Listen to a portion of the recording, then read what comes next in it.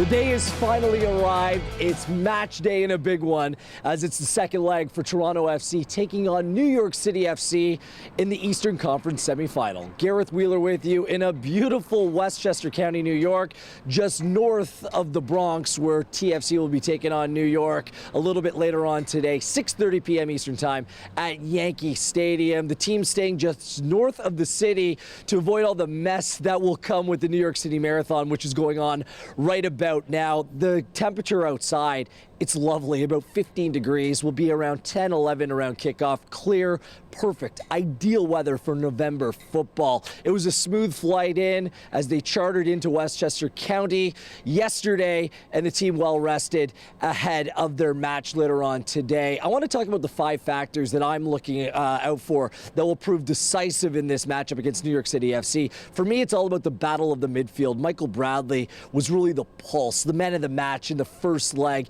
He dictated proceedings in the middle of the park, winning 9 challenges. Armando Cooper, Jonathan Osorio did their part as well. They overwhelmed New York at times. Let's see what sort of team Patrick Vieira plays today and what the response will be from New York, looking to set up in a much more attack-minded unit. Look for Frank Lampard to come into the 11. We'll see about Andrea Pirlo, which plays into the tempo of the match. It's going to be key. Toronto FC picked it up at times over the first leg. In the second leg, they're going to have to really be much more mature in their performance, picking their spots when to pick up the tempo.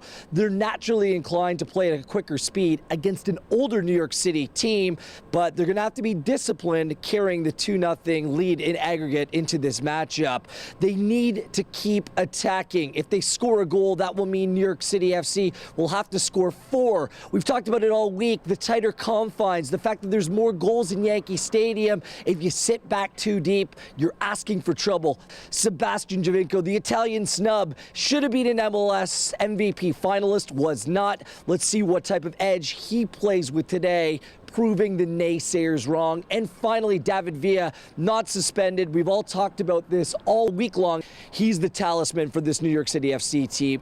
New York City FC scored more goals than anyone else on the season, and Villa is the key man for New York City FC. Look for Toronto FC to get stuck in, get in his head. They owe him one for what happened between him and Armando Cooper last week. Those are my key factors. That's what I'm looking out for. What are you looking out for? Use the hashtag TFC Live and share away. I want to wish a happy birthday to Josie Altidore, 27 years young today. Let's hope he celebrates the right way later on tonight. 6:30 p.m. Eastern Time on TSN 4 and 5. You can listen on TSN 1050. Come on, you Reds.